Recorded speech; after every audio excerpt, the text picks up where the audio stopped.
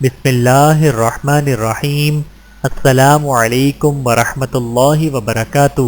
اقلیتوں کے جان و مال کا تحفظ اور رحمت للعالمین صلی اللہ علیہ وآلہ وسلم۔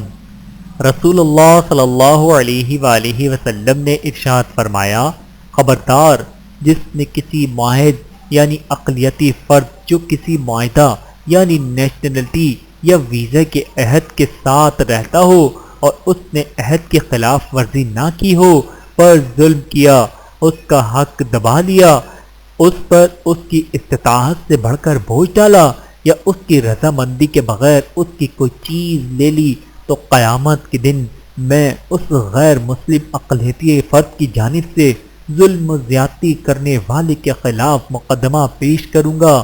آپ صلی اللہ علیہ وآلہ وسلم نے تاکید اور اہتمام کے لیے اپنی انگلی سے اپنے سینہ مبارک کی طرف اشارہ فرمایا کہ میں خود زیادتی کرنے والے سے جھگڑوں گا۔ پھر آپ صلی اللہ علیہ وآلہ وسلم نے مزید فرمایا، ہوشیار رہو، جس نے کسی زمین یعنی اسلامی ریاست کے غیر مسلم شہری کو جو اللہ اور اس کے رسول کے ذمے میں تھا ناحق قتل کیا، اللہ سبحانہ و تعالی اس پر جنت کے خوشبو حرام فرما دیں گے، حالانکہ اس کی خوشبو 70 سال کے مسافت کے فاصلے سے بھی سونگھی جاتی ہے۔ بحوالہ بہقی شریف حدیث نمبر 19201۔